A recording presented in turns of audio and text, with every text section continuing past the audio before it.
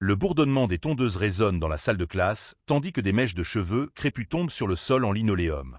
Lucas Silva, 12 ans, est assis de manière rigide sur sa chaise métallique, tandis que des larmes silencieuses coulent sur son visage. L'enseignante Elena Mendes observe avec un sourire satisfait, les bras croisés, le concierge de l'école qui, suivant ses instructions, continue de raser impitoyablement le crâne du garçon. « Les règles sont claires », dit l'enseignante, sa voix tranchant comme l'appareil qui dévastait la fierté de Lucas.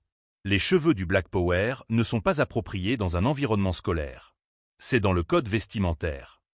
Ce que Lucas n'a pas pu dire, alors que sa gorge se serrait sous l'effet des sanglots, c'est que sa coiffure avait été conçue spécialement pour le spectacle de danse afro qui devait avoir lieu cet après-midi-là, une célébration culturelle approuvée par l'école elle-même. La directrice Patricia, mal à l'aise mais passive, observe la scène depuis la porte. Peut-être devrions-nous d'abord appeler ses parents. Ils ont été informés des règles la semaine dernière, dit Elena en mentant ouvertement. S'ils décident de les ignorer, ils doivent apprendre qu'il y a des conséquences. Nous éduquons des citoyens, pas des rebelles. Une étudiante passa dans le couloir, capturant discrètement la scène avec son téléphone portable avant de disparaître rapidement. Personne n'a remarqué le petit geste qui va tout changer. Lucas ferme les yeux, ressentant chaque passage de la machine comme une petite humiliation. Il y a 1 heure à peine, il était fier de la coiffure que sa tante, coiffeuse professionnelle, avait créée spécialement pour lui. Aujourd'hui, des fragments de son identité s'amoncellent sur le sol comme des déchets. « Voilà », déclare Elena lorsque le concierge a fini d'éteindre la machine. « Maintenant, tu es présentable, Lucas. Tu vois comme c'est mieux? Plus propre. » Le garçon ne répondit pas. Dans le miroir accroché au mur, un reflet presque méconnaissable lui renvoyait l'image d'un crâne complètement rasé, d'yeux rouges et d'un visage marqué par des larmes séchées. 12 années de vie ne l'avaient pas préparé à ce genre d'humiliation publique. « Tu peux retourner en classe maintenant, » dit Elena en indiquant la porte, comme si elle venait de rendre service au garçon. « Et j'espère que cela servira d'exemple aux autres élèves qui s'obstinent à défier les règles. » Lucas se leva, les jambes flageolantes. Le téléphone du directeur sonna, mais personne ne répondit. Tout le monde était trop occupé à regarder le garçon se diriger vers la porte en titubant. « N'oublie pas de nettoyer ça, » dit Elena à la concierge, en désignant les cheveux sur le sol avec dédain.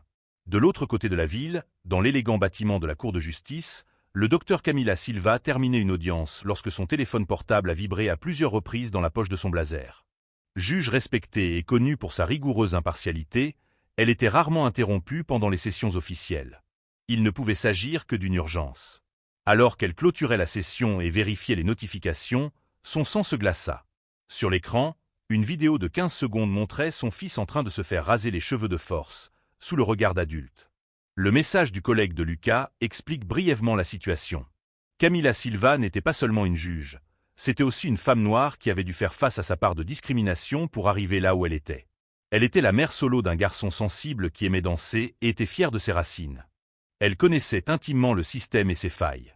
Pendant un instant, ses mains ont tremblé. Non pas de peur, mais d'une fureur contrôlée dont peu de gens avaient été témoins.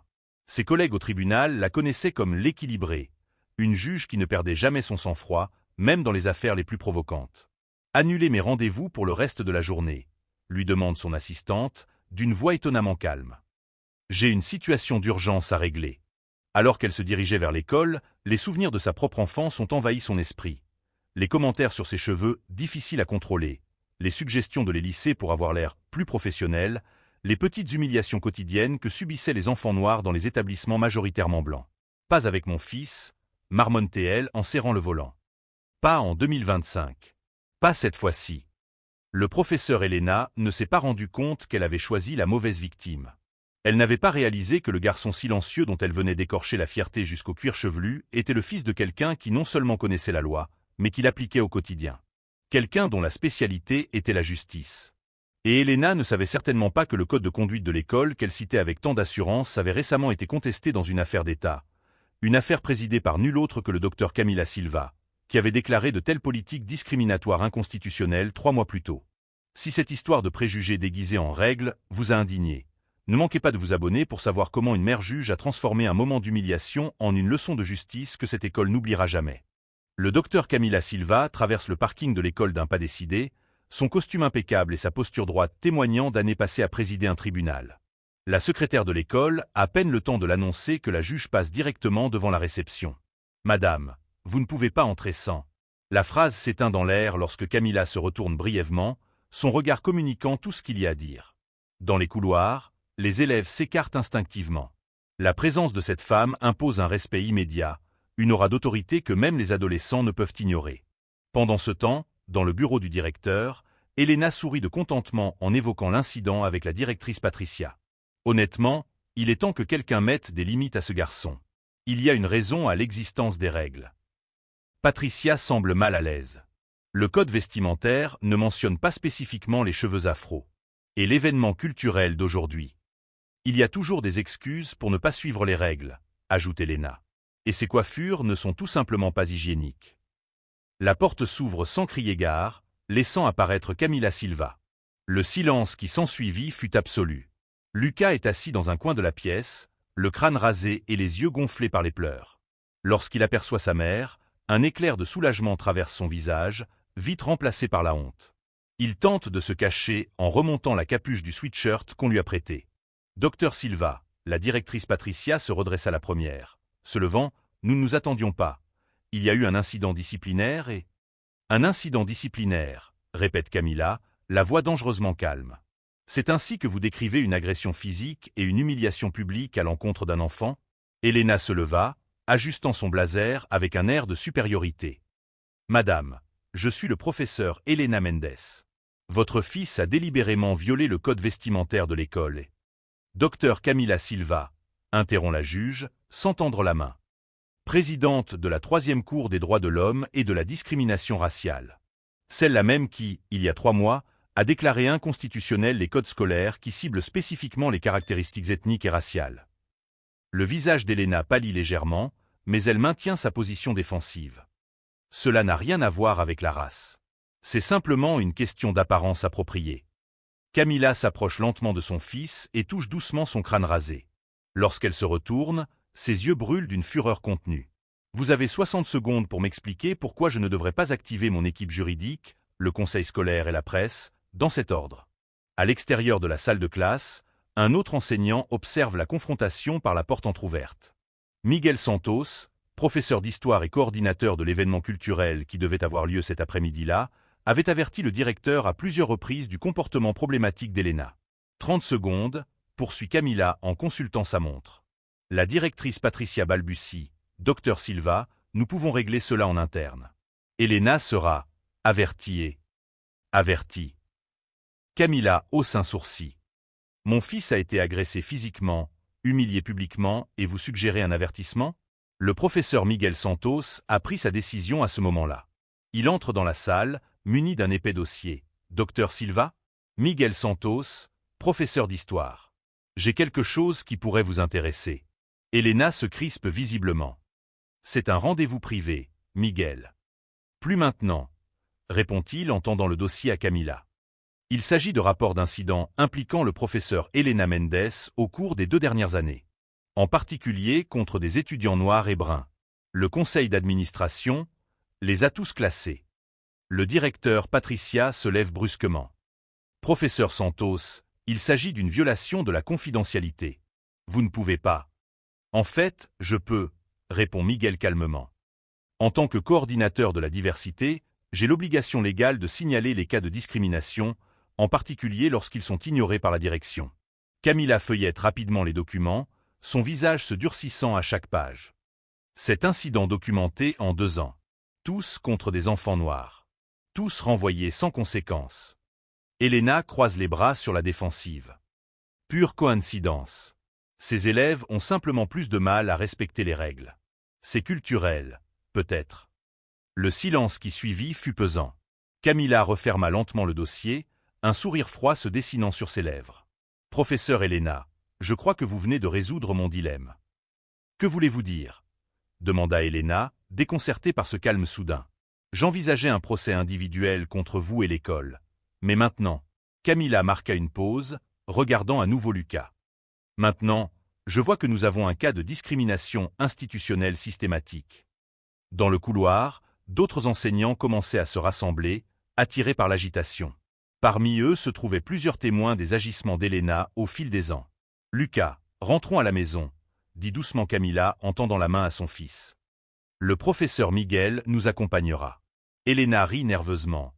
Tu crois vraiment que tu peux faire quelque chose? Je suis dans cette école depuis 15 ans. Je suis respecté par le conseil de l'école. Qui va croire une bande de... qui joue la carte de la race à cause d'une coupe de cheveux? C'est au tour de Camilla de sourire, un sourire qui fait froid dans le dos d'Elena. Peut-être devriez-vous vérifier mon nom, professeur. Ou plutôt, laissez-moi vous faire gagner du temps.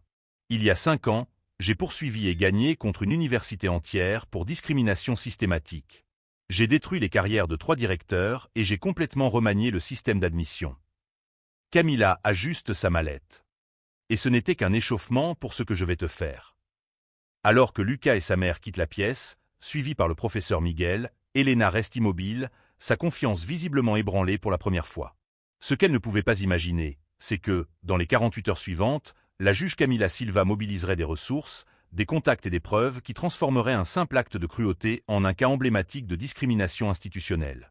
Alors que l'enseignante Elena se croyait protégée par des années d'impunité, la mère juge activait déjà un réseau d'alliés qui attendait depuis des années l'occasion de dénoncer et de réformer un système éducatif profondément vicié. Le moment de régler les comptes est enfin arrivé. L'auditorium de la Cité de l'Éducation est plein à craquer. 3 jours après l'incident, les directeurs d'école, les représentants du conseil de tutelle, les journalistes et les avocats occupent tous les sièges disponibles. Au premier rang, l'enseignante Elena Mendes affiche un air d'ennui étudié, comme si toute cette mobilisation n'était qu'un désagrément passager. C'est ridicule, chuchote-t-elle à la directrice Patricia. Tout ce cirque pour une coupe de cheveux? Personne ne s'en souviendra demain. Le brouhaha s'arrête lorsque le docteur Camila Silva entre, suivi d'une équipe de 5 personnes portant des dossiers et du matériel. Lucas n'est pas présent. Le juge a décidé d'épargner à son fils une exposition publique supplémentaire. Le surintendant régional de l'éducation, le docteur Mauricio Fonte, a commencé l'audience administrative avec un malaise visible. Nous sommes ici pour analyser une plainte formelle pour discrimination raciale systématique contre l'école municipale Montero Lobato, plus précisément contre l'enseignante Elena Mendes et l'administration de l'établissement. Elena roule des yeux, un geste qui ne passe pas inaperçu auprès des caméras présentes. La parole est au docteur Camila Silva, qui va présenter les allégations. Camila s'est levée avec la même posture que celle qui intimidait les avocats expérimentés dans sa salle d'audience. Au lieu d'un costume formel, elle portait un chemisier à motif africain sous son blazer. Un choix délibéré qui n'est pas passé inaperçu. Ce qui est arrivé à mon fils n'est pas un incident isolé, a-t-elle commencé, d'une voix calme mais pénétrante. Cela faisait partie d'un schéma délibéré de discrimination raciale institutionnalisée. Au signal de Camila, son assistante projette une série de photographies sur l'écran. Il s'agit d'images d'élèves blancs de la même école, avec des coupes de cheveux extravagantes, des mohawks colorés, des mèches platines. Tous ces élèves sont dans la classe du professeur Elena. Aucun d'entre eux n'a jamais eu les cheveux coupés de force ou n'a été sanctionné pour son apparence. Elena se redresse sur sa chaise, son malaise grandissant visiblement. Maintenant, poursuit Camila, regardons les élèves qui, selon Elena, ont enfreint le code vestimentaire au cours des 2 dernières années. De nouvelles images s'affichèrent à l'écran. Une séquence de 8 élèves, tous noirs ou bruns, chacun avec une coiffure afro plus ou moins prononcée. Un murmure parcourt l'auditorium. Coïncidence? Demande Camila de manière rhétorique. Permettez-moi de vous présenter autre chose. La diapositive suivante montre un tableau de la discipline scolaire. Les statistiques sont claires. Les élèves noirs reçoivent 3 fois plus de sanctions disciplinaires que leurs camarades blancs pour le même type de comportement. Camila fait signe à son assistante de distribuer des copies d'un document à toutes les personnes présentes. Lorsqu'Elena reçoit son exemplaire, son visage pâlit instantanément. « Reconnaissez-vous ce document, professeur ?» demanda directement Camila. Le document était une capture d'écran d'un groupe WhatsApp privé appelé « Salle des profs Réal ». Plusieurs messages envoyés depuis le compte d'Elena y exprimaient ouvertement des opinions racistes sur les élèves et leurs familles. « Comment as-tu obtenu cela ?» chuchote Elena, choquée. « Plusieurs de tes collègues ont été agacés par ton comportement au fil des ans, a répondu Camila. Ils attendaient simplement que quelqu'un ait le courage de le dénoncer.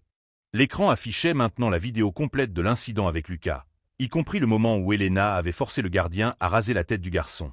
Il n'a jamais été question de code vestimentaire, a déclaré Camila. C'était une question de pouvoir et de préjugés.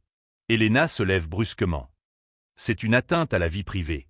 Ce groupe était privé. Et cela confirme un schéma cohérent avec vos actions publiques, ajouta Camila. Au fait, professeur, saviez-vous que l'événement culturel auquel mon fils se préparait avait été approuvé par le conseil d'administration de l'école lui-même? Que sa coiffure faisait partie du spectacle. Le directeur de l'école intervient, n'est-ce pas, Madame Patricia? Le directeur, visiblement mal à l'aise, a hoché la tête d'un air hésitant. Oui, l'événement était inscrit au calendrier officiel. Même avec l'autorisation de caractérisation culturelle. C'est le coup de grâce. Elena, qui quelques instants auparavant affichait sa confiance, semblait maintenant diminuer, son visage alternant entre la pâleur et le rougissement. J'ai ici, poursuit Camilla, des déclarations signées par 23 anciens élèves d'Elena, qui racontent tous des expériences similaires de discrimination raciale. Certains d'entre eux sont présents aujourd'hui. Plusieurs personnes dans l'assistance se sont levées, de jeunes adultes et des adolescents, noirs pour la plupart, tous anciens élèves d'Elena. Il ne s'agit pas d'une attaque personnelle, a précisé Camilla. Il s'agit d'un appel à la responsabilité et à un changement systémique. Elle a ensuite présenté un plan détaillé, une révision complète des politiques disciplinaires de l'école, une formation obligatoire contre le racisme pour tout le personnel et un programme de sensibilisation culturelle élaboré avec des experts en éducation contre le racisme. Le directeur de l'école, visiblement impressionné par cette préparation méticuleuse, approuve toutes les propositions. Quelqu'un demande alors « Et le professeur Elena ?»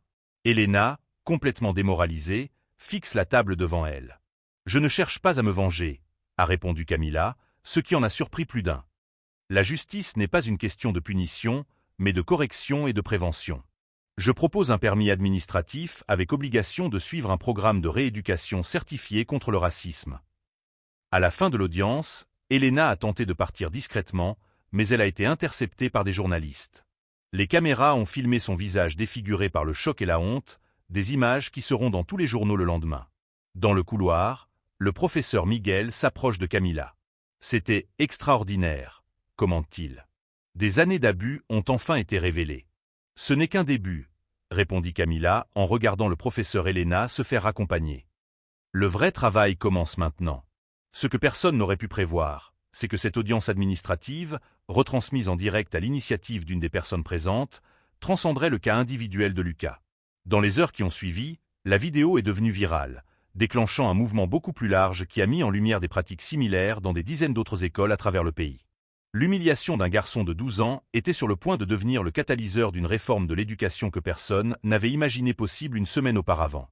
6 mois se sont écoulés depuis cette audience historique. Le campus de l'école municipale Montero-Lobato était presque méconnaissable.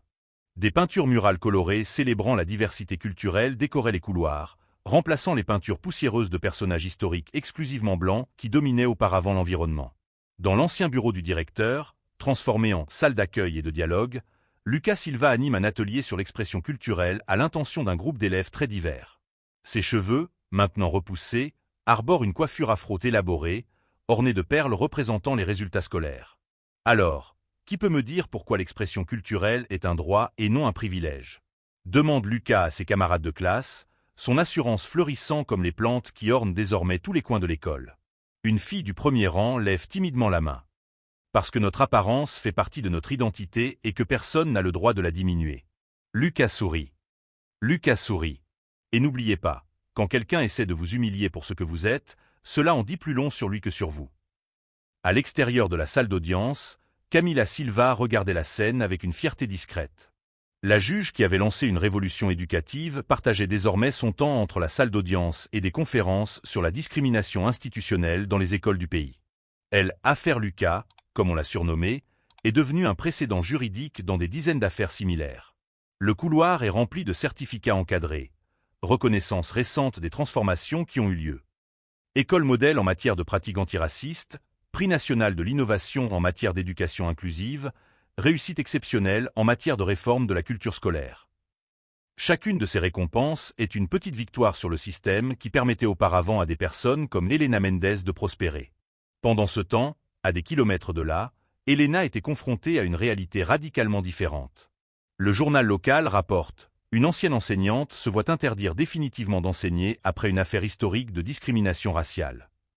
Le reportage montrait une Elena méconnaissable, cheveux en désordre, yeux profondément cernés, attendant une audience pour répondre de la falsification de documents scolaires, découverte au cours de l'enquête qui a suivi. Ces tentatives pour obtenir un emploi dans les écoles publiques ont été systématiquement rejetées. Sa réputation a été détruite non seulement par les actes discriminatoires, mais aussi par l'arrogance avec laquelle elle a défendu ses actes jusqu'au bout. Les voisins ont rapporté qu'elle quittait rarement la maison, évitant les regards accusateurs d'une communauté qui la considérait désormais comme le symbole d'un préjugé qui ne serait plus toléré. De retour à l'école, le nouveau directeur, qui n'est autre que le professeur Miguel Santos, organise une réunion avec l'équipe transformée. Aucun des anciens membres du personnel qui avaient couvert les abus d'Elena n'est resté. À leur place, des éducateurs engagés dans une vision renouvelée de l'enseignement. Les résultats du dernier trimestre sont impressionnants, annonce Miguel en affichant des graphiques à l'écran. Une réduction de 87% des incidents disciplinaires, une augmentation de 42% de la participation aux activités culturelles, et pour la première fois dans l'histoire de l'école, aucun abandon parmi les élèves issus de groupes minoritaires. Une nouvelle enseignante lève la main. Et la directrice de l'école, Patricia? J'ai entendu dire qu'elle était aussi impliquée. Miguel acquiesce gravement. Patricia a accepté de négocier un accord. Elle effectue des travaux d'intérêt général dans le cadre de projets éducatifs antiracistes et prépare un master en études ethniques.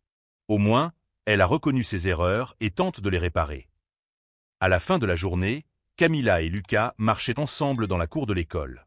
Un groupe de jeunes garçons s'est approché d'eux, l'admiration se lisant dans leurs yeux. « C'est vrai que tu as tenu tête au professeur le plus méchant de l'école et que tu as gagné ?»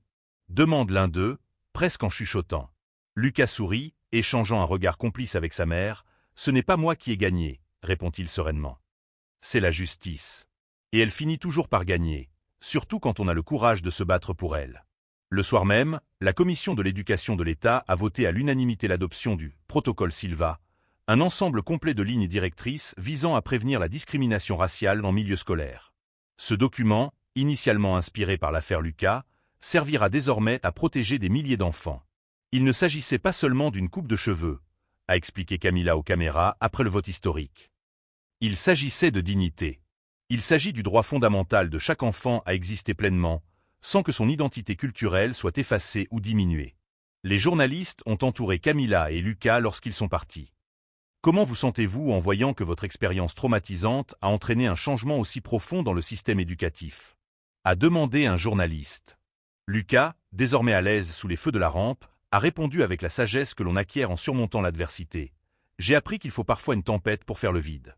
Ce qui s'est passé est douloureux, mais regardez ce que nous avons construit à partir de ce moment. Un an après l'incident, l'ancienne pièce où Lucas avait été humilié a été transformée en studio d'art culturel. À l'endroit où tombaient ses mèches de cheveux, des élèves de toutes origines créent, célèbrent et apprennent à connaître leur patrimoine culturel. Elena Mendes, quant à elle, était devenue une étude de cas dans les facultés d'éducation, un exemple classique de la manière dont les préjugés institutionnalisés peuvent être normalisés et perpétués lorsqu'ils ne sont pas combattus. Le plus ironique, peut-être, est que le nom de cette enseignante qui a tenté d'effacer l'identité culturelle d'un garçon noir restera à jamais dans les mémoires, non pas comme un exemple de discipline ou d'autorité, mais comme un symbole du type d'éducation que la société a décidé de laisser dans le passé. Lorsque vous prenez position contre l'injustice, vous ne vous battez jamais uniquement pour vous-même. Vous créez des vagues qui peuvent transformer des systèmes entiers. Si cette histoire sur la façon dont un moment de courage peut déclencher une révolution vous a touché, inscrivez-vous pour recevoir d'autres récits inspirants qui montrent que la vraie victoire ne réside pas seulement dans la défaite de ceux qui nous font du mal, mais aussi dans la construction de quelque chose de meilleur sur les cendres de l'injustice.